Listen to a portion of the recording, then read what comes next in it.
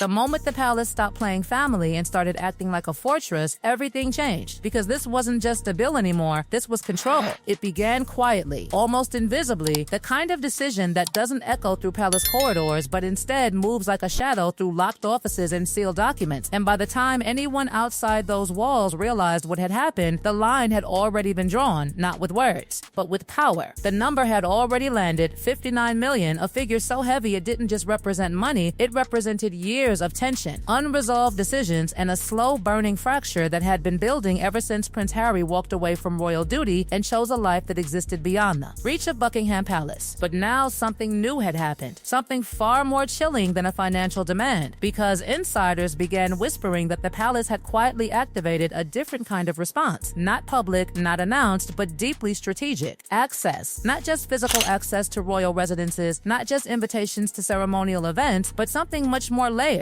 the invisible network of privileges, communications, and institutional protections that still loosely connected Harry to the royal machine, all of it suddenly under review. All of it suddenly frozen. No official statement, no press briefing, just silence. And inside that silence, everything started shifting. Because for years, even after stepping back, Harry had remained in a strange in-between space, not fully inside the institution, but never completely outside it either. There were still channels, still quiet allowances, still certain doors that hadn't been completely closed. But this time, those doors didn't just close, they locked. And the timing made people uncomfortable. Because this didn't happen randomly. It happened after the number became undeniable, after the accounting teams finalized the total, after the palace stopped treating the situation as a family complication and started treating it as an institutional liability. That's when the conversations changed. Behind the scenes, advisors stopped asking, how do we manage this quietly, and started asking something much sharper. How do we enforce boundaries without saying a word?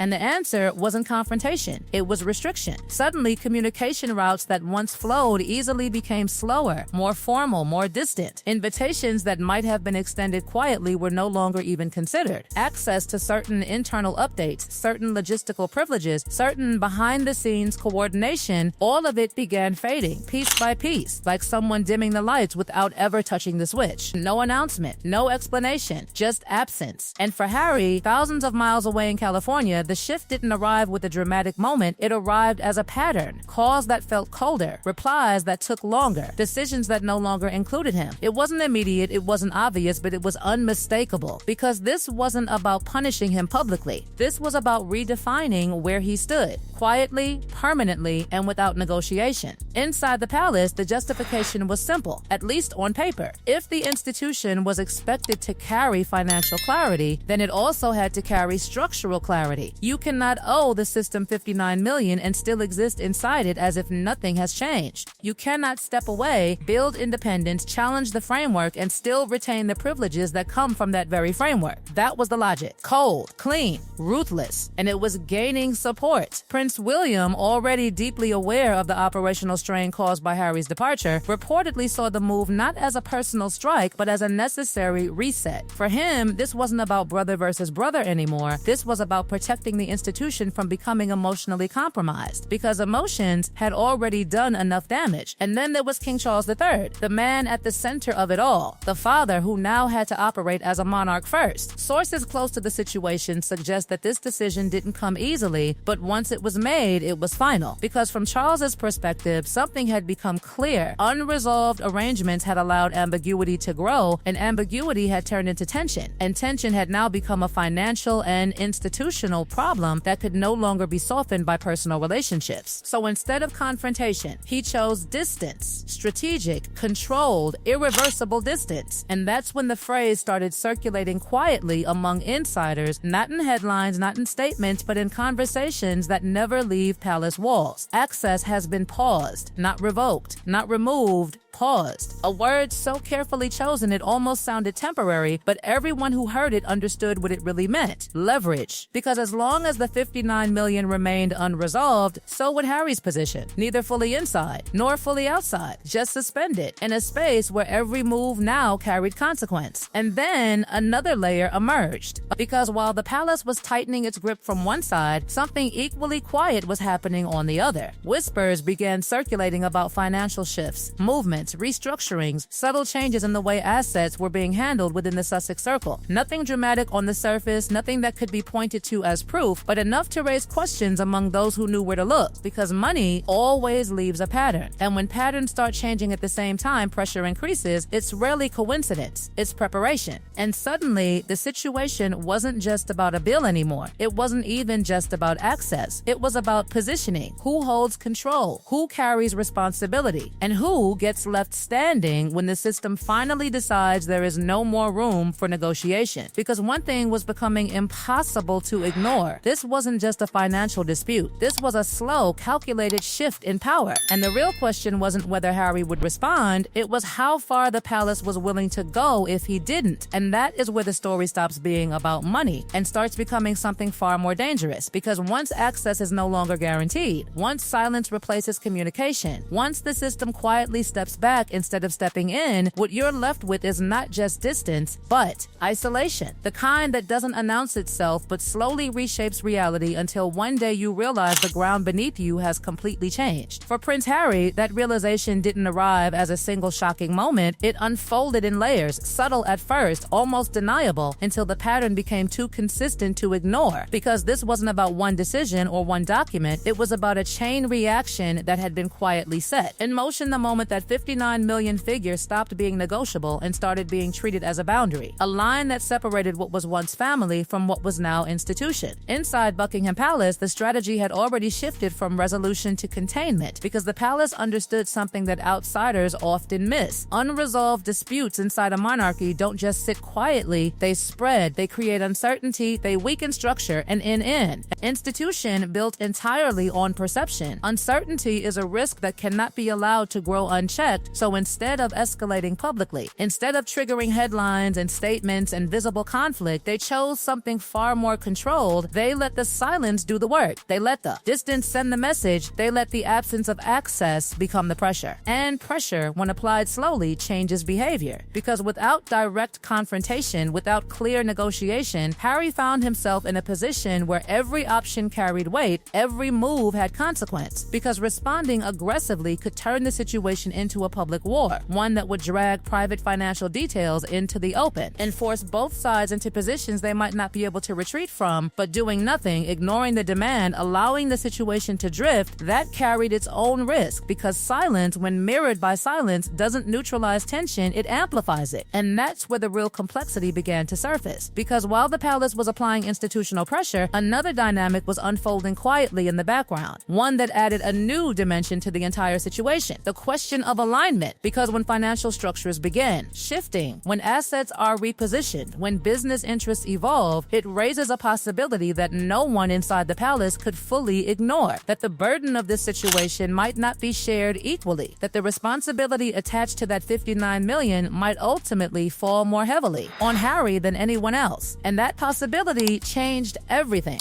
Because if the palace was calculating risk, if advisors were mapping outcomes, then they weren't just looking at the present moment, they were looking ahead, asking what happens if this escalates, what happens if negotiation fails, what happens if the situation reaches a point where legal frameworks become unavoidable, and more importantly, who stands exposed when that happens. That's when the conversations, the real conversations, started shifting again. Not about whether the bill was justified, not about whether Harry would respond, but about how far the institution was prepared to go if the response didn't come. Because once access is frozen, once communication becomes limited, once presence within the system is quietly suspended, there are only a few steps left before the situation transforms into something much more formal, something that no longer lives in the shadows of private discussion, but steps into the rigid structure of legal clarity. And inside those walls, there were people already preparing for that possibility. Not publicly, not visibly, but methodically. Because the palace doesn't react quickly, it prepares slowly. And when it prepares, it doesn't just consider the immediate outcome, it considers the long-term impact, the ripple effects, the message that will be sent not just to one individual, but to everyone watching. Because if one member of the royal family can exist in a space of unresolved obligation without consequence, then the structure itself begins to weaken, and that is something the monarchy at its core cannot allow. So the silence continued, the access remained frozen, and the pressure quietly intensified. For Harry, the implications became harder to ignore with each passing day, because this wasn't just about money anymore, it wasn't even just about his relationship with his father, King Charles III. It was about identity, about where he stood in relation to the institution that had shaped every part of his life. Because once that connection is redefined, once it is no longer supported by access, by inclusion, by participation, it becomes something else entirely, something distant, something conditional. And conditional relationships don't hold the same power. That is what made this moment so critical, because for the first time since stepping away, Harry was no longer operating in a space of partial connection. He was facing the reality of full separation, not declared, not announced, but enacted through a series of decisions that left no room for ambiguity. And somewhere between California and London, between the life he chose and the institution he left behind, a question began to take shape, one that could no longer be avoided, because every path forward now led to a different version of the same outcome. If he pays, he acknowledges the system. If he fights, he challenges it. If he waits, he risks being completely removed from it. And none of those options come without consequence, because what the palace has done quietly, strategically, without spectacle, is transform a financial dispute into a moment of definition, a point where the past can no longer exist alongside the present, where independence and obligation can no longer coexist without conflict. And that is why this situation feels different, because it isn't explosive, it isn't loud, it isn't chaotic, it is controlled, measured, deliberate. And those are the kinds of moves that don't just resolve conflicts, they reshape them. So now everything hangs in that space between silence and response, between pressure and decision, between a frozen connection and whatever comes next, because the palace has already made its move, the access has already been paused, the line has already been drawn, and the only thing left is to see how Harry responds to a system that has quietly decided it no longer needs to wait.